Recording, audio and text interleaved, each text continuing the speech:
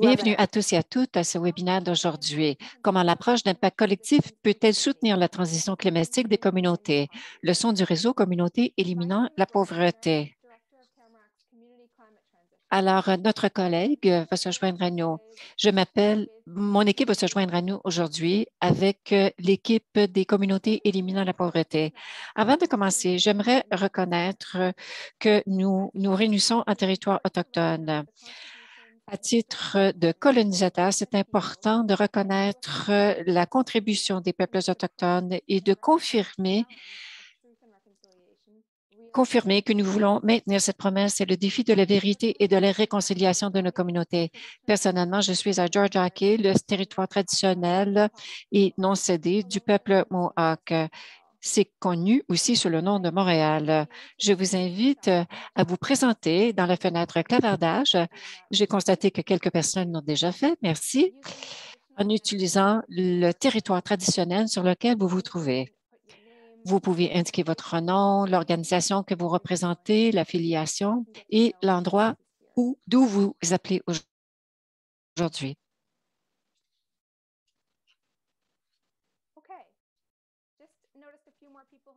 J'ai constaté que quelques personnes se sont jointes à nous. Alors, je voulais mentionner, si vous n'avez pas encore choisi la langue plutôt au bas de votre écran Zoom, vous allez trouver l'icône Interprétation. Vous pouvez choisir à ce moment-là l'anglais ou le français. Et maintenant, c'est un grand plaisir de vous présenter les conférenciers et conférencières d'aujourd'hui. Nous avons 4 conférenciers et conférencières magnifiques aujourd'hui. C'est un grand honneur de pouvoir animer cette discussion aujourd'hui. Kathy Wright agit depuis longtemps en Bon, laissez-moi plutôt commencer avec Paul. Paul, je vais commencer avec lui parce que c'est le premier intervenant. Paul est le cofondateur et le co-directeur général de l'Institut Tamarack, ainsi que le fondateur et le directeur des communautés dynamiques, un mouvement à impact collectif dont les campagnes sont axées sur la fin de la pauvreté, l'approvisionnement de la communauté, l'avenir des jeunes et la transition. Il est l'auteur de 4 livres et agrégé supérieur à Ashoka et a été nommé à l'Ordre du Canada en 2019. Kathy Wright agit depuis longtemps en tant que catalyseur des efforts visant à réduire la pauvreté à Saint-Jean, au Nouveau-Brunswick. Afin de prendre sa semi-retraite, elle a été la directrice générale de Living SG, un réseau dynamique de dirigeants et de dirigeantes issus de divers secteurs qui se concentre sur l'élimination de la pauvreté intergénérationnelle. En 2017, Kathy a reçu un prix de Communauté dynamique Canada pour l'ensemble de son œuvre. Et ça fait bien longtemps qu'elle fait partie de cette communauté. Shannon Franson est la directrice générale de Réseau Action Climat Canada, ou CanRac. Elle s'est jointe à CanRac cet automne depuis Solidarité Saint-Henri, une corporation de développement communautaire à Montréal qui rassemble les secteurs locaux pour bâtir une communauté plus durable et juste. Depuis plus de 25 ans, Shannon Franson travaille dans le mouvement communautaire au Québec et en Ontario. Et dernièrement, mais non le moindre, Teka Newton est la directrice générale de CanRac, où elle a occupé plusieurs rôles différents depuis 2017. Teka est basée dans la petite ville de Kenora, en Ontario. Elle est l'ancienne directrice fondatrice de Transition Initiative Kenora et une membre active du Conseil régional des bassins versants de la communauté mixte internationale. Bienvenue, Kathy, Shannon, Teka et Paul. Merci de vous joindre à nous pour le webinaire d'aujourd'hui. Il y a, lors de la COP 26, on s'est beaucoup concentré sur les États-nations, mais qu'en est-il des villes? Étant donné, par exemple, de toutes les questions de transport et ainsi de suite, les villes représentent 50 des émissions au Canada. Ils sont également sur la ligne de front de cette crise pour ce qui est d'être confrontés aux effets, par exemple, des feux de forêt, des inondations et ainsi de suite. Des municipalités et des communautés sont beaucoup plus agiles et beaucoup plus près du monde que d'autres paliers de gouvernement, ce qui fait qu'ils sont bien positionnés pour aider du côté de l'atténuation, entre autres. Les communautés partout au Canada ont déclaré des urgences climatiques au cours de la dernière des dernières années. Il y a eu une grande vague de telles déclarations en 2019 et ils se joignent à la campagne mondiale pour Objectif Zéro, cherchant à obtenir zéro démission. Nous avons 23 communautés qui y ont participé et aussi à élaborer des plans climatiques. Par contre, il y a une grande occasion pour nous de travailler ensemble et de prendre une communauté, de prendre une approche de communauté entière, ce qui veut dire d'avoir des tables rondes au niveau local, mais aussi d'avoir une mobilisation communautaire profonde. La crise climatique ne peut pas être étudiée de façon séparée. Il faut également étudier les questions de justice, de social et d'équité. Nous avons un modèle de comment on peut travailler ensemble pour appuyer une transition climatique juste et équitable. Aujourd'hui, nous allons explorer ensemble ces possibilités et comment cela peut être appliqué à nos objectifs. Et maintenant, allons-y. Paul, je vais commencer avec vous. Vous avez confondé Tamarack il y a 20 ans et depuis, vous avez soutenu les communautés à travers le Canada pour réduire et finalement mettre fin à la pauvreté au niveau local à un impact collectif. Pourriez-vous nous parler un peu de votre parcours et de l'impact des communautés éliminant la pauvreté et aussi pourquoi vous pensez que l'impact collectif peut aider à résoudre nos grands défis? Merci, Laura. Quel plaisir pour moi d'être ici avec les autres conférenciers et conférencières magnifiques. Écoutez, tout cela a commencé à Waterloo en 1996. Nous, nous avions reçu les deux Nations unies, les 40 principaux projets et on a été votés comme étant les meilleurs dans le monde, mais la pauvreté avait augmenté d'environ 5 pour cette année-là. Donc, on trouvait que c'était un paradoxe. Comment se fait-il que nous étions parmi les mieux et qu'on a quand même essuyé un échec? Nous avons commencé à trouver une nouvelle façon, une nouvelle conclusion.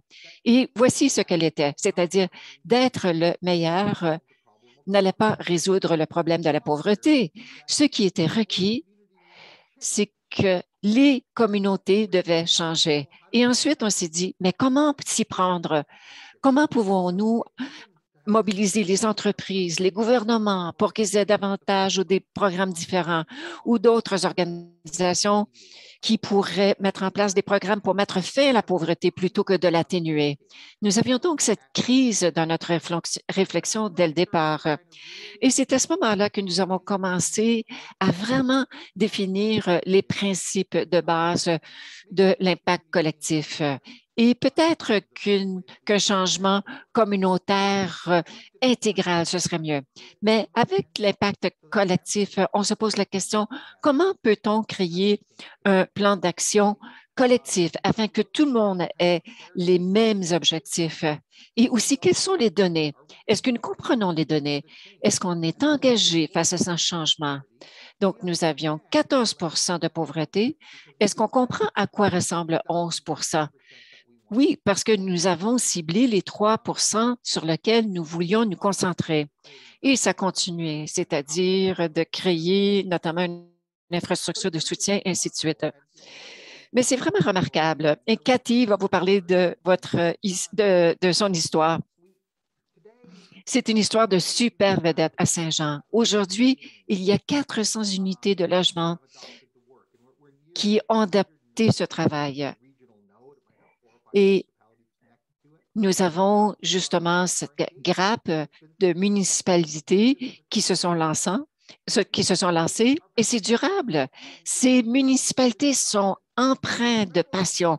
Ils ont convaincu les gouvernements provinciaux et fédéraux pour élaborer des stratégies. Et ensemble, avant la COVID, nous avons créé le taux de pauvreté le moins élevé dans l'histoire du Canada.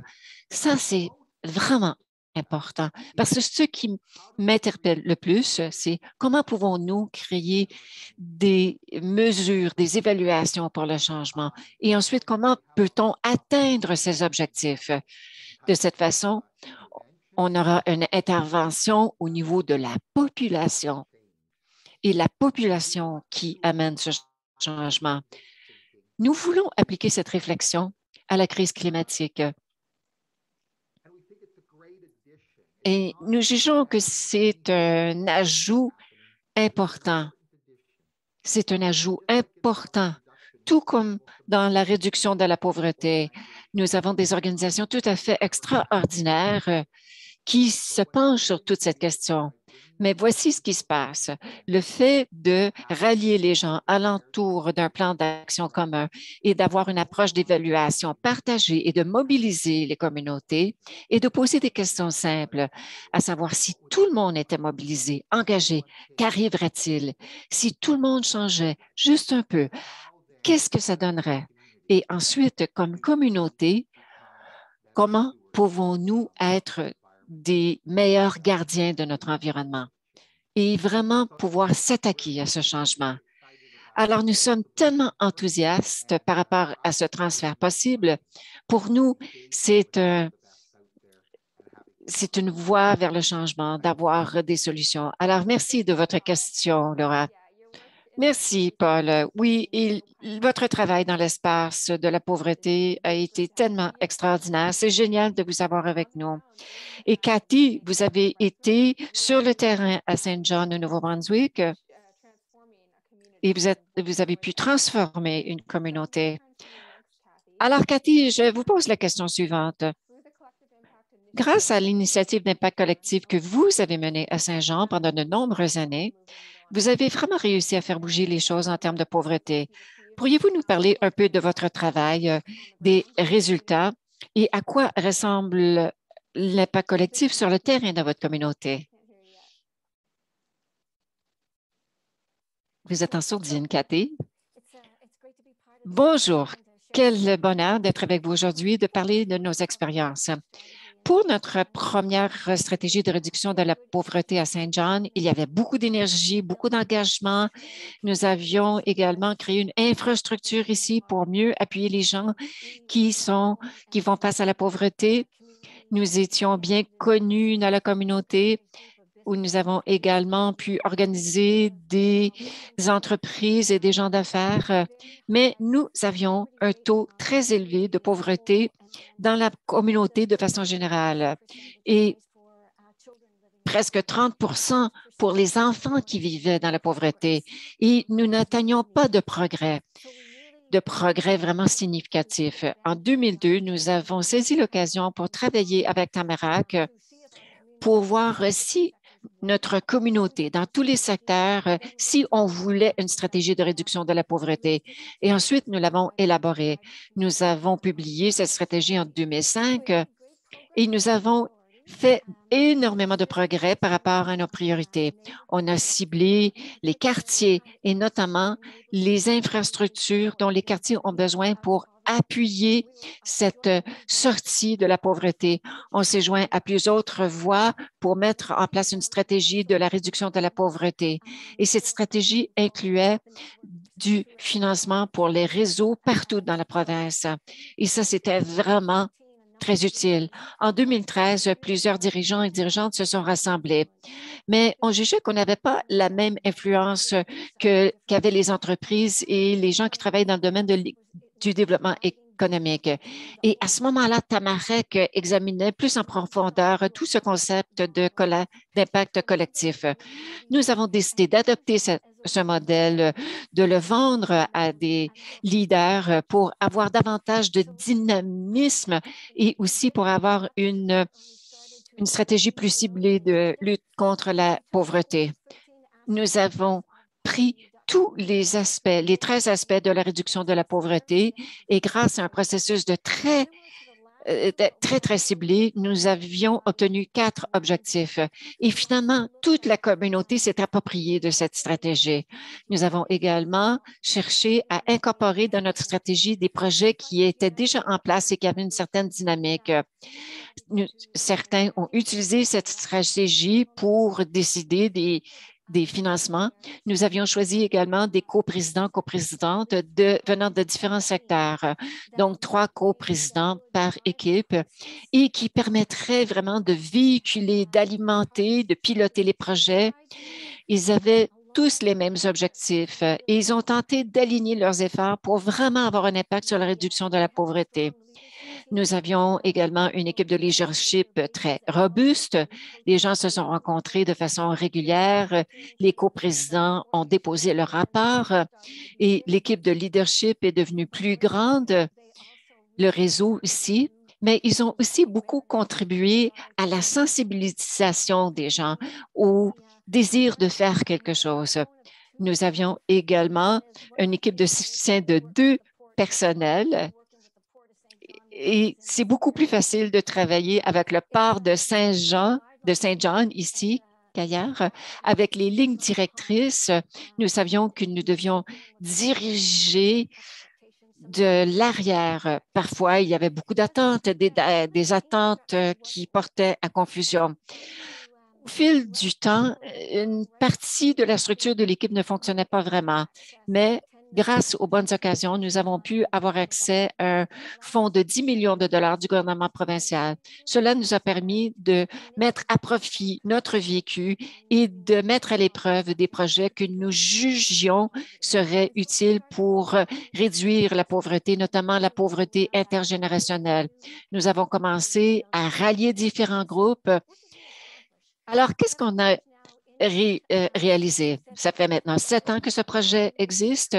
Le taux de pauvreté a chuté, le nombre d'organisations impliquées a continué à augmenter. Nous avons de plus en plus de partenaires qui se joignent à nous, mais aussi l'expérience avec le Fonds d'innovation sociale et le fait de travailler avec le gouvernement pour faire avancer ces objectifs.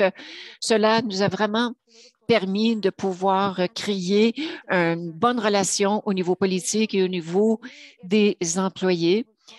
Et maintenant, nous sommes dans la 3e étape. Nous travaillons avec des partenaires communautaires pour voir à quoi ressemble cette 3e étape. On ne sait pas vraiment où ça va, mais c'est très typique de notre travail. Et Tamara qui est avec nous tout au long de ce beau projet. Merci, Cathy. C'est tellement inspirant d'entendre votre histoire, l'histoire de Saint John. Et on sait que ce n'était pas un projet, un long fleuve tranquille, il y a eu des obstacles. Et maintenant, Shannon, je veux vous poser la question. Jusqu'à récemment, vous avez passé plus de 10 ans à faire un travail de pionnière en matière d'impact collectif ici à Montréal, en dirigeant l'une des premières tables de quartier, des tables rondes communautaires dans la province. Et vous aidez maintenant à construire le mouvement pour le climat à travers le Canada. Compte tenu de cette expérience, je suis curieuse d'entendre les liens que vous voyez entre le mouvement climatique national et les coalitions communautaires, ainsi que les défis et les possibilités de progresser l'action climatique au niveau communautaire. Merci infiniment. Je suis très contente d'être avec vous, notamment lorsque je viens tout juste de quitter ma table de quartier. Et voici la réponse simple à votre question, c'est qu'en fonction de ce que j'ai vu sur le terrain, dans le quartier de Saint-Henri, là où je travaillais, il y a vraiment très peu de liens officiels entre notre action et le mouvement climatique national. Mais après avoir travaillé ici quelques semaines avec Réseau Action climatique Canada, je sais que l'on peut créer un lien avec d'autres communautés comme Solidarité Saint-Henri. Et ces coalitions existent partout à Montréal et partout au Canada également. Pour vraiment répondre à votre question, savoir quels sont ces liens que nous pouvons et que nous devrions mettre en place, je voudrais présenter ces 2 coalitions. Donc, tout d'abord, il y a ce fonds que je viens de quitter, mais aussi Réseau Action Climat Canada, c'est une organisation de 100 organisations sans but lucratif qui travaillent d'un bout à l'autre du pays, dans ce que l'on appelle maintenant le Canada. Nos membres représentent presque tous les secteurs dans la société civile et les membres partagent cet engagement de se pencher, de mener cette lutte contre le changement climatique. Alors, ce travail que nous faisons à Réseau Action Climat Canada Eh bien, nous nous concentrons sur des solutions de politique à l'international. Plusieurs de nos membres sont actifs au sein du gouvernement, à l'extérieur du gouvernement, pour vraiment mobiliser les gens par rapport à la lutte contre le changement climatique. Nous sommes vraiment une coalition multisectorielle. Nos membres incluent des jeunes, des aînés, des groupes autochtones, des groupes de diaspora, la santé, le travail syndical et ainsi de suite. Et bien sûr, des organisations sans but lucratif, non gouvernementales, écologistes, des petites organisations dans ce domaine et aussi de plus grandes organisations à l'échelle internationale. Voilà ce que fait Réseau Action Climat Canada. Et maintenant, pour vous parler de cette coalition au niveau communautaire, Solidarité Saint-Henri est une des 31 tables rondes de quartier Montréal. C'est aussi connu sous le nom de Corporation de développement communautaire. Cette organisation a été mise en place il y a 35 ans, avant même que qui que ce soit pense à ce concept d'impact collectif. Cette organisation a été créée dans le quartier. On cherchait à mobiliser les gens pour se pencher sur les problèmes complexes qui touchait ce quartier à Montréal. Et nous étions vraiment un des premiers quartiers à mettre en place ce modèle. Dès le départ, le mouvement communautaire incluait des partenaires de d'autres secteurs. Donc, dès le départ, c'était un modèle multisectoriel d'impact collectif, d'action collective. Il y avait des gens de la santé, l'éducation, gouvernement municipal, des entreprises. Et toutes ces personnes participaient dans nos actions dès le départ. Et pour plus de 12 ans, nous avons utilisé un plan stratégique communautaire. Nous établissons les changements que nous aimerions voir dans notre quartier et voici les actions que nous allons, les démarches que nous allons mettre en place. Et c'est vraiment un bon exemple de cette approche d'impact collectif au niveau communautaire. Voilà ce dont je voudrais vous parler. Mais avant de parler des liens entre l'action climatique au niveau communautaire et au niveau national, j'aimerais vous dire à quoi ressemblait l'action climatique pour nous à Saint-Henri. Tous les projets dont je vais vous parler ont été mis au point par Solidarité Saint-Henri en utilisant une approche d'autonomisation. Voici ce que ça veut dire. C'était des projets appuyés par des groupes communautaires qui appuyaient également la participation directe des résidents pour appuyer ces projets. C'était donc une mobilisation vraiment de la base populaire. Je vais vous donner 3 exemples d'actions climatiques. Il y en a bien plus que 3, mais je vais vous parler de mes 3 préférés. Le premier, c'était mobilisation Turco. Donc, au niveau communautaire, on tentait d'avoir une meilleure structure des autoroutes. Si vous connaissez Montréal, il y a une énorme infrastructure de la ville qui traverse la ville et qui définit de fait les frontières du quartier Saint-Henri. Nous avons eu une mobilisation à l'échelle provinciale pour réduire le nombre de véhicules qui se dirigeraient vers le centre-ville de Montréal pour réduire les gaz à effet de serre, mais aussi pour augmenter l'utilisation du transport en commun. Et la communauté s'est mobilisée, c'est qu'il y avait beaucoup de répercussions sur la santé, notamment sur les personnes à faible revenu qui vivaient près de ce quartier. Donc, la mobilisation d'abord, c'était pour la santé. Donc, en réponse à cette mobilisation très robuste, la Ville a décidé de mettre au point un plan de développement pour réduire les impacts de ces autoroutes.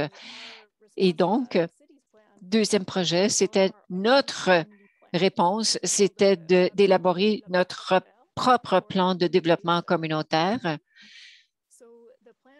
Et le plan, c'était vraiment de s'assurer que la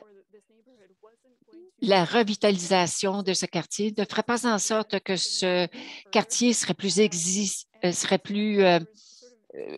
qui mènerait plus à l'embourgeoisement du quartier, plus exclusif finalement. Et aussi, il y avait d'autres projets qui faisaient partie de cette stratégie. Il y avait un projet qui s'appelait Vertissement populaire, qui se concentrait vraiment pour avoir davantage de projets verts pour de l'hébergement vert et les écoles et aussi faire des efforts pour avoir davantage de logements sociaux. L'autre projet qui faisait partie de cette stratégie, c'était l'élaboration ou la réélaboration d'une approche pour mettre en œuvre une reconception d'un lieu industriel. Ce que l'on tentait de faire, c'était d'établir une économie circulaire pour produire de la nourriture, qu'il y a du logement, des services de garde, l'accès à des vélos et aussi une source de chauffage renouvelable. Et on prévoyait également des logements pour environ 200 familles. C'était un plan très ambitieux. Dans ces trois exemples, vous pouvez constater à quoi ressemble l'action climatique dans un quartier comme Saint-Henri. Donc, c'était des résidents à faible revenu et leurs alliés qui se sont battus pour avoir un environnement sain et aussi bâtir une infrastructure de logement et aussi l'accès à des sources d'énergie renouvelables. Il se passait donc beaucoup de choses sur le terrain. Et maintenant que vous avez un survol à quoi ça ressemble sur le terrain, je voudrais faire des liens entre ce travail et la coalition nationale comme le Réseau d'Action Climat Canada. Je juge qu'il y a deux façons de voir comment on pourrait créer des liens entre ces deux coalitions qui travaillent à deux niveaux différents. Et en gros, je parle de reconnaissance et du cadrage. Tout d'abord, je pense que ce serait vraiment intéressant de se pencher sur une approche plus grande, c'est-à-dire au niveau national, régional et à l'international avec les gouvernements pour ouvrir des portes pour ce genre de projet communautaire. Lorsque je vous présentais ces projets, je les ai présentés comme une lutte et c'était vraiment ce que c'était. Et cette lutte prend beaucoup d'énergie et mobilise beaucoup de notre capacité. Je crois que ce serait intéressant et intelligent si on pouvait mobiliser des gens partout au Canada pour ouvrir des portes pour de tels projets, en s'assurant que ces projets soient reconnus, que le gouvernement reconnaisse que les quartiers peuvent trouver des solutions durables et que ces solutions sont une façon très viable pour s'attaquer au changement climatique, notamment pour les personnes qui sont les plus vulnérables face au changement climatique. Et aussi, je veux parler de cadrage. Si on peut cadrer nos actions locales que nous entreprenons comme militants, militantes climatiques, c'est-à-dire de créer davantage de résilience et des communautés plus durables, je pense que cela nous permettrait de créer des liens avec ce que l'on fait au niveau national. Je vais m'en tenir à cela et j'aimerais tout simplement dire rapidement, pour conclure, que je comprends que la crise climatique est, est une crise sociale. De fait, je crois que ça devient la crise sociale la plus importante. On voit des impacts sur la santé, sur le revenu, sur l'emploi, le logement et le transport en commun. Il y a donc vraiment un lien entre le travail que nous faisons pour mener une lutte contre la pauvreté et la crise climatique. Nous savons qui va souffrir le plus, c'est-à-dire les gens qui sont les plus vulnérables, les femmes, les aînés, les peuples autochtones et ainsi de suite. Nous avons donc toutes ces raisons pour renforcer les liens entre le travail que nous menons à l'échelle nationale et créer davantage de solidarité entre les communautés localement. Merci.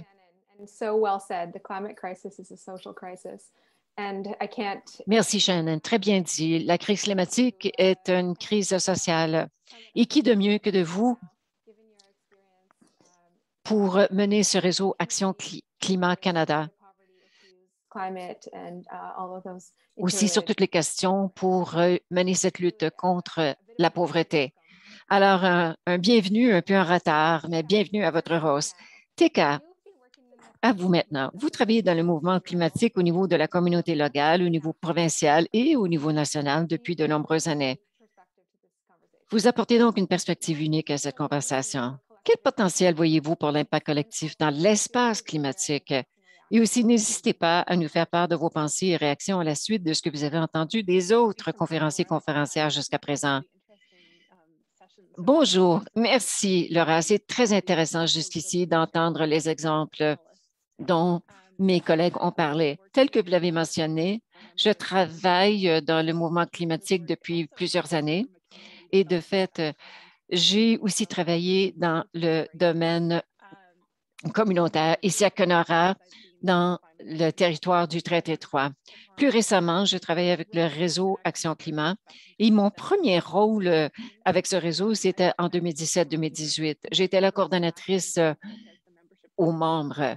Et une des premières choses que j'ai faites, c'était que je suis sortie pour rencontrer tous nos membres. J'ai rapidement constaté qu'avec tout ce réseau de 130 membres aujourd'hui, mais à l'époque, il y en avait moins de 100, la grande majorité de ces organisations travaillent au niveau municipal.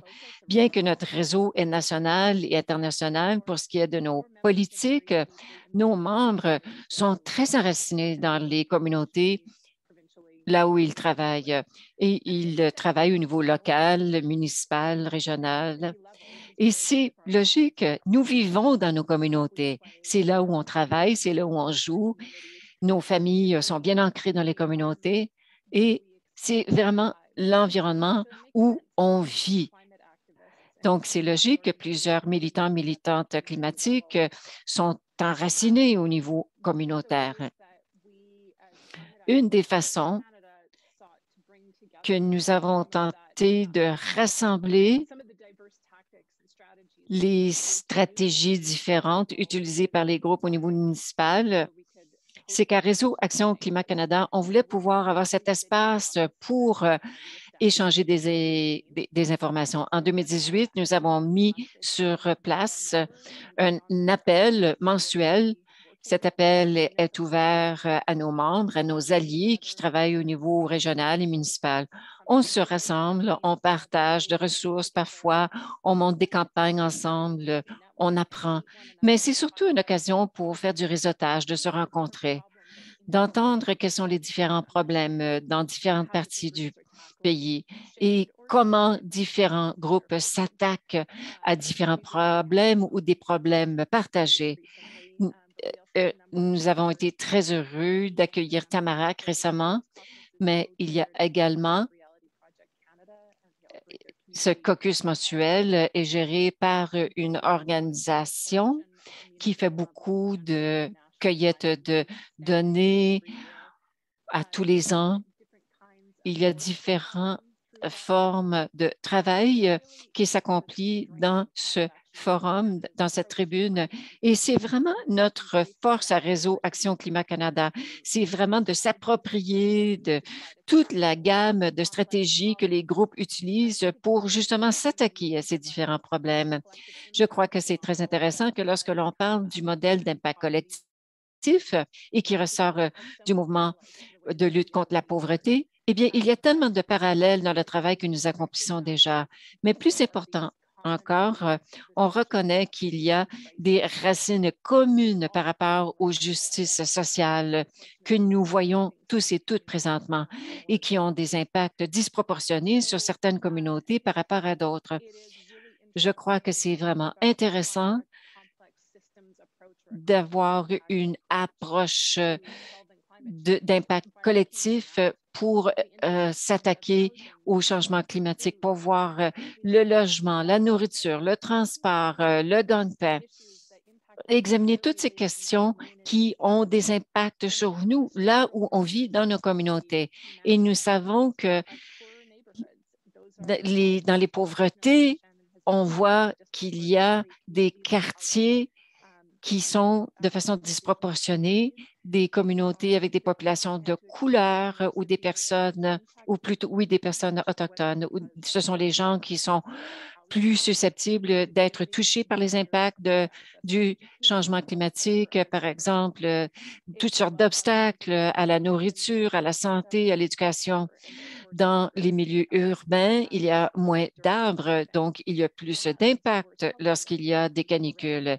Par conséquent, il y a des impacts sur la santé des résidents et résidentes. Et aussi le stress d'être pauvre, d'être confronté à la pauvreté, de vivre de façon quotidienne avec cette incertitude et cette précarité. Ça fait en sorte que les personnes sont moins capables de s'adapter à certaines crises.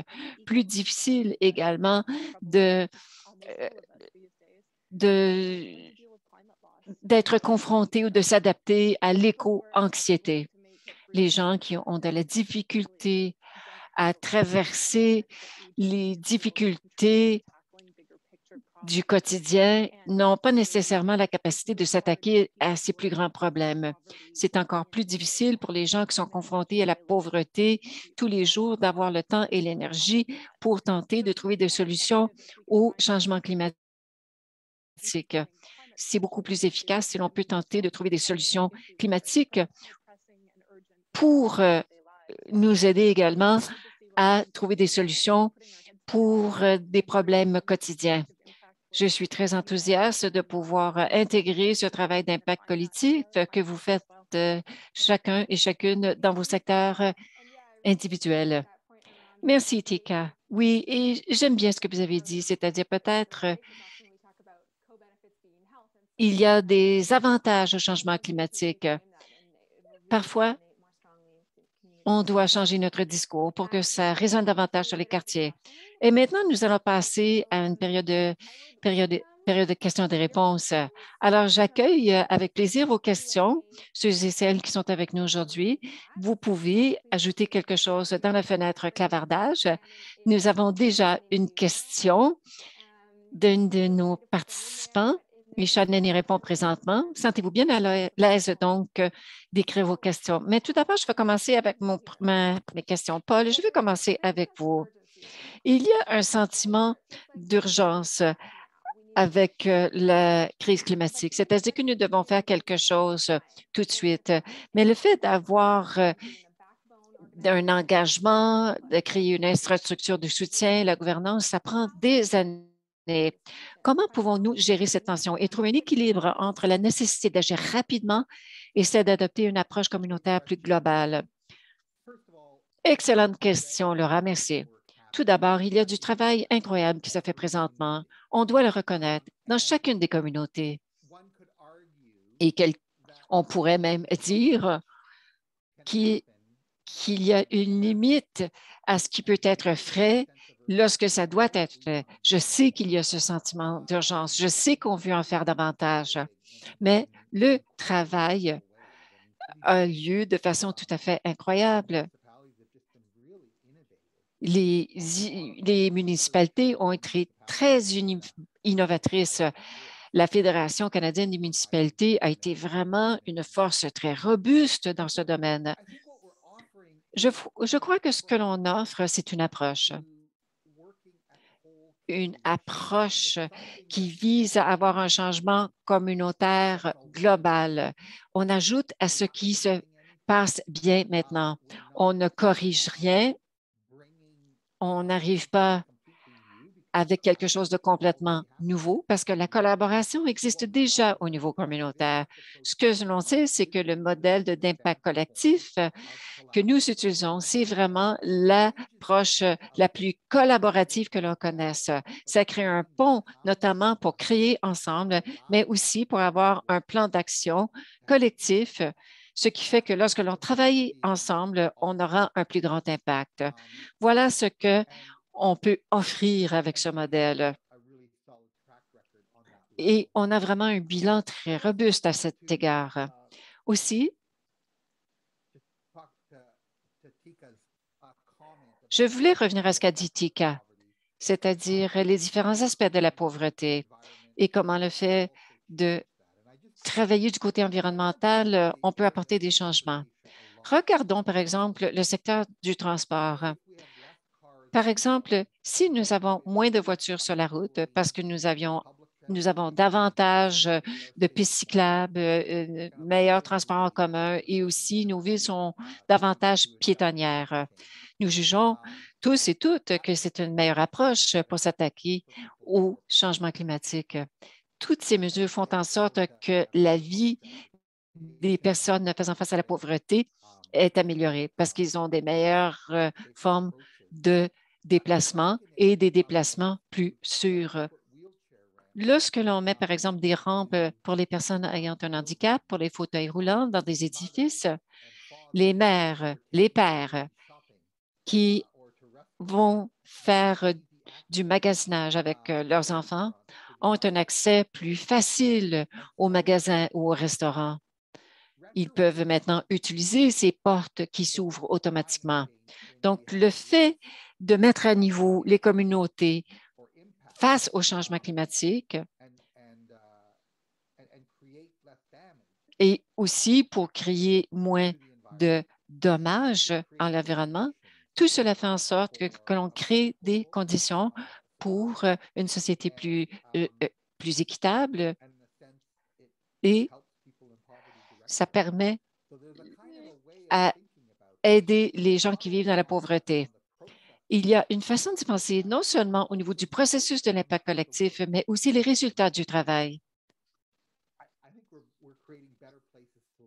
Je crois que l'on crée de meilleurs endroits où vivre et ça, c'est vraiment palpitant. Le fait de fusionner les programmes de la réduction de la pauvreté et l'environnement. Merci. Est-ce que les autres conférencières ont des réactions par rapport à ce que vient de dire Paul? Sentez-vous bien à l'aise de vous lancer? Ici, Teka. Oui, merci, Paul. De fait, je pense à quelque chose ce matin alors que je préparais ma présentation et je suis d'accord avec vous.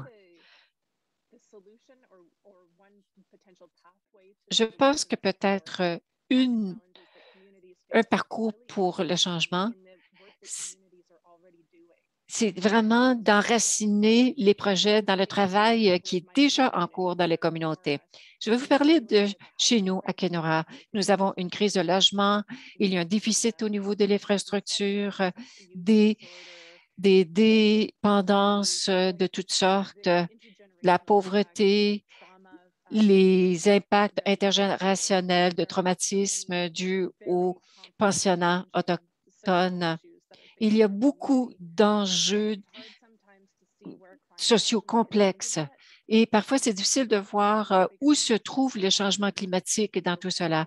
Mais vous savez, le changement climatique, c'est la plus grande crise de notre vie. C'est la plus grande crise existentielle qui nous permettra ou non de continuer comme espèce. Mais parfois, c'est très difficile de s'y lancer lorsque l'on est confronté à des crises sociales très présentes dans la mesure où nous sommes en mesure de s'attaquer aux problèmes climatiques alors que l'on tente de trouver des solutions pour ces autres problèmes. Eh bien, le mieux que l'on puisse faire, c'est d'utiliser, de mettre à profit toutes les stratégies au niveau des mouvements de changement climatique, de justice sociale, de lutte contre la pauvreté, de rassembler tous ces gens et aussi donner le pouvoir aux gens qui travaillent sur le terrain afin qu'ils aient les outils et les ressources pour prendre des décisions et aussi prendre les mesures pour mettre en œuvre leur plan, leur stratégie. Merci, Teka. Oui, j'ai beaucoup entendu parler justement au Canada le fait que c'est très important de s'attaquer à tous ces défis. Ici, Paul, rapidement, j'aimerais intervenir. Je dis également qu'avec des communautés qui sont favorables au climat, eh bien, ces communautés sont meilleures de façon disproportionnée pour les personnes vivant dans la pauvreté, beaucoup plus pour les gens plus nantis. Je l'ai dit et à un moment donné, j'aimerais participer à une discussion à cet égard. Mais les choses sont plus équitables lorsque l'on trouve des solutions. Et ça, c'est une merveilleuse réflexion. Shannon, oui, effectivement, c'est ce que j'ai constaté avec mon expérience à Saint-Henri. Je l'ai dit à la fin de mon exposé que c'est une question de cadrage.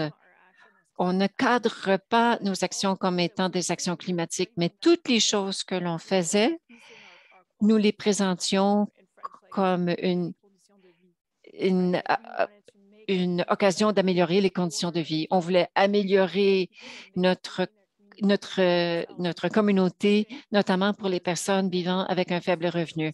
Et on parlait beaucoup de l'infrastructure du transport, des projets verts et aussi de s'assurer qu'il y avait des logements sociaux, ce qui faisait en sorte que ces gens pouvaient rester dans ce quartier de façon durable.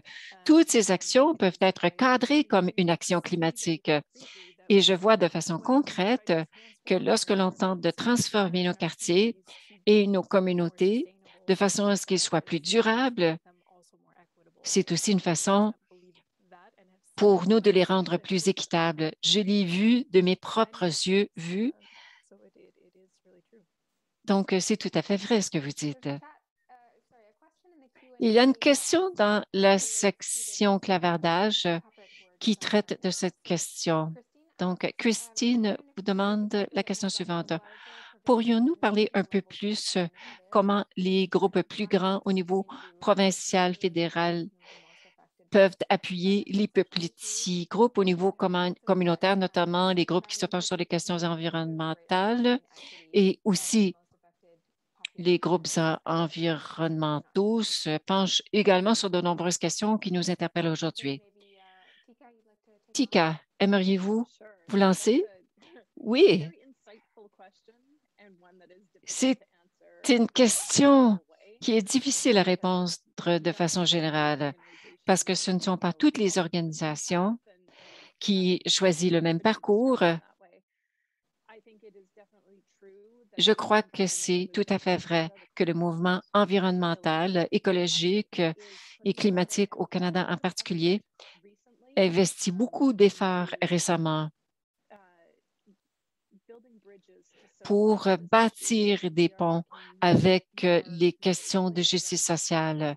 Nous travaillons de façon concertée, de façon sur la décolonisation, sur l'équité, sur la justice. C'est un parcours d'apprentissage. Et il n'y a pas une organisation qui a toutes les solutions. C'est un parcours d'apprentissage que nous allons tous et toutes entreprendre ensemble. Je peux parler de ma propre organisation de Réseau Action Climat Canada. Nous avons centré notre travail sur des valeurs de justice sociale. Constamment, dans tout ce que nous faisons, nous avons au cœur l'équité et la justice.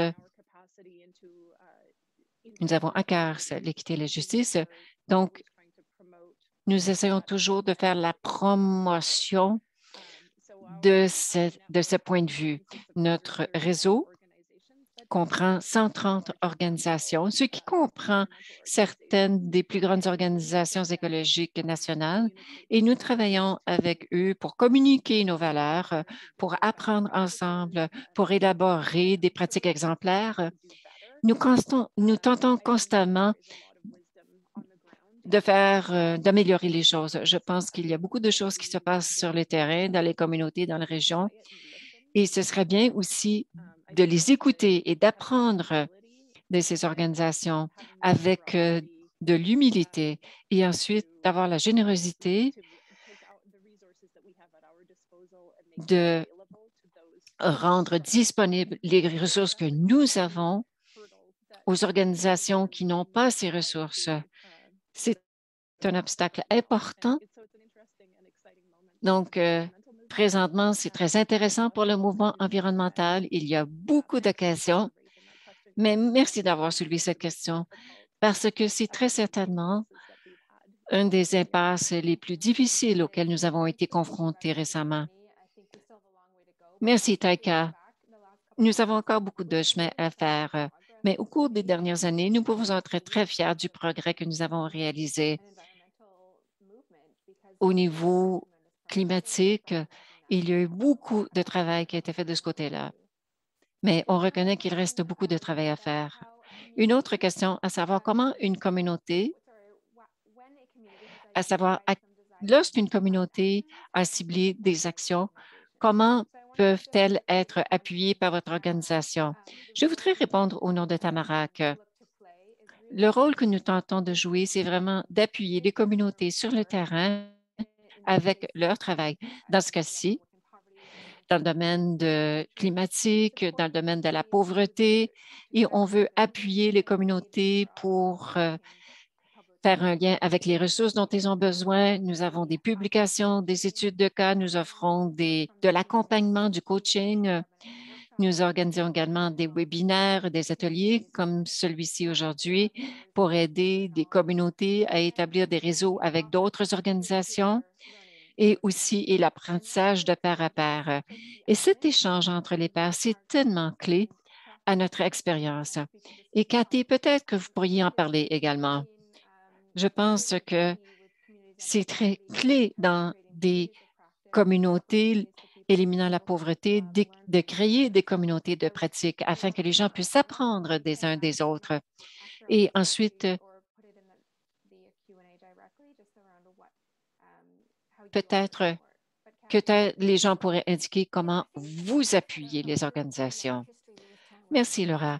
Oui, nous avons une histoire qui remonte à 2002 avec Tamarack. Alors, nous avons grandi de pair avec Tamarack.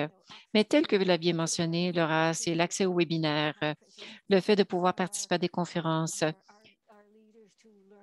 Nous envoyons nos leaders afin qu'ils soient davantage instruits par rapport à l'impact collectif. Donc, beaucoup d'apprentissage. Tamarack a aussi une plus grande dimension. Et parfois, on est dépassé par tout le travail qui doit être fait. Et le fait d'avoir un point de vue de l'extérieur de votre communauté, c'est vraiment très valable. Le fait de faire partie d'un mouvement national, c'est très utile. Aussi, le fait de faire partie de ce mouvement. Le dynamisme mène à plus de dynamisme, ce qui mènerait à d'autres communautés d'avoir des stratégies pour éliminer la pauvreté, mais aussi des organisations nationales. Et la dernière chose que j'aimerais dire, pour revenir à ce que vous avez dit, Laura, et je crois qu'il s'agit de points très importants, il y a des occasions qui se présentent à vous, mais il y a aussi le fait de faire valoir vos efforts, de faire valoir les efforts des autres pour appuyer ce que vous faites dans vos communautés. Récemment, on s'est posé la question par rapport à notre prochaine étape. Et j'ai communiqué avec d'autres personnes au sein de notre réseau pour comprendre quels étaient leurs défis. Et aussi, ça a permis de normaliser notre vécu, ce que nous vivions. J'aime bien ce que vous aviez dit au niveau du dynamisme qui crée de la dynamique. Il y a d'autres questions également. Il y a une question par rapport aux indicateurs de population. Quels indicateurs utilisez-vous? Quels outils utilisez-vous pour l'évaluation? Également, je ne sais pas si vous parlez de l'espace de réduction de la pauvreté ou sur la transition climatique. Mais Cathy, pourriez-vous en parler, à savoir comment vous avez suivi et mesuré vos progrès? Vous êtes en sourdine, Cathy. Merci. Oui, c'est vrai que ça pose un défi. Parfois, au niveau local, les données ne sont pas disponibles ou on n'a pas eu de collecte de ces données. Il y a des indicateurs de haut niveau au niveau national. Par exemple, des mesures de marché, des informations également par rapport aux impôts. Lorsque l'on regarde également de la propriété des logements, la location de logements, au niveau local, c'est difficile d'avoir qu'une mesure plutôt. C'est difficile d'avoir qu'une mesure. Mais ce qui est très important, c'est que les projets aient des mesures pour faire le suivi de leurs résultats et aussi les apprentissages qui y sont associés. Je crois que c'est vraiment ce qui a été utile pour nous, c'est-à-dire ce que ces données nous ont révélé. Donc, ce n'est pas seulement que les données, mais que fait la communauté avec ces données? Il faut avoir un examen au niveau local, mais aussi au niveau plus global. Est-ce que je peux ajouter quelque chose, demande Paul? Très bien, Cathy, ce que vous avez dit au niveau local. Mais lorsque l'on regarde l'impact collectif, il y a certains changements que nous tentons de suivre, notamment le fait, est-ce que les gens ont de meilleures vies? Si c'est une discussion plus large, eh bien, qui sont les personnes que l'on cherche à aider à améliorer leur vie? Lorsque l'on fait du travail au niveau environnemental, comment est-ce que cela aide les gens qui vivent dans la pauvreté? Et c'est une question intéressante. Nous en avons parlé, c'est-à-dire nos villes seraient plus piétonnières, un meilleur transport en commun, le fait d'avoir des projets de logement abordable plus verts et toute autre démarche de cette sorte. Mais la deuxième question, c'est qu'est-ce qu'on apprend? Ce qui est intéressant, c'est que lorsqu'on a une approche communautaire, l'apprentissage, c'est vraiment clé. J'enseignais à Singapour récemment. Nous avons parlé de qu'est-ce que c'est un plus deux et tout le monde a fait trois avec leurs doigts. Et j'ai dit, wow, il peut se passer beaucoup de choses. C'est-à-dire que si vous pouvez examiner un et 2 comme étant neutres, mais que le plus étant égal à 1 et 2, il y a beaucoup de choses qui se passent dans le milieu, c'est-à-dire dans les mesures de la performance. Eux, ils les appellent des KPI. Et l'apprentissage, c'est le fait que lorsqu'on approche une question avec un point de vue global au niveau communautaire, on voit des choses qui nous permettent de trouver des solutions différentes. Moi, je serais tellement enthousiaste de passer du temps, un an, avec des gens pour discuter comment on pourrait s'attaquer au changement climatique, notamment lorsque l'on parle que plus, c'est moins. L'autre chose aussi, c'est que on commence à créer de nouvelles capacités et il y aura peut-être des meilleures occasions, de meilleures capacités de collaboration ou encore de travailler de façon différente pour s'attaquer au changement climatique. Alors, nous regardons ce qui a été créé en termes de capacité et finalement, on, on- on cherche des changements de politique et de système. C'est-à-dire que lorsqu'il y aura ces changements, il y aura des changements à long terme. Ça peut être des changements de comportement à plus grande échelle, un changement de comportement au niveau du gouvernement ou au niveau des entreprises. Alors, voilà vraiment les quatre grandes questions. Qu'est-ce qu'on apprend? C'est-à-dire comment travailler de façon plus efficace, quelles sont les nouvelles capacités émergentes parce que nous avons travaillé ensemble de façon plus efficace et quelles sont les politiques et systèmes et les changements de ces politiques et systèmes que nous voyons. Et tout cela nous permet de comprendre comment est-ce que le changement communautaire global a un impact. Merci, Paul. Nous arrivons à 13 heures, heure de l'Est. On pourrait continuer toute la journée, mais ça a été une discussion incroyable. Merci aux conférenciers et conférencières, aux participants et participantes. Quelques derniers commentaires. On voulait mentionner que nous avons un webinaire bientôt,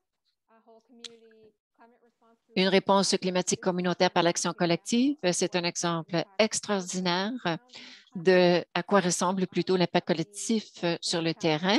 Je vais mettre le lien dans la fenêtre clavardage, mais aussi la cohorte. Nous avons une cohorte de transition climatique que nous mettons en place présentement pour les communautés d'un bout à l'autre du pays. Et vous pouvez consulter notre site Web pour en savoir plus et déposer votre candidature avant le 13 décembre. Ces deux occasions ne sont qu'en anglais pour présentement, mais on vous invite à suivre notre travail. Nous faisons beaucoup de choses en mode bilingue également. Merci d'avoir appris avec nous aujourd'hui, d'être avec nous aujourd'hui et on vous invite à envoyer des questions, des commentaires et de rétroactions à mon adresse courriel que je viens d'ajouter dans la fenêtre clavardage. Prenez soin de vous, tout le monde. Merci, que c'est génial de vous avoir rencontré.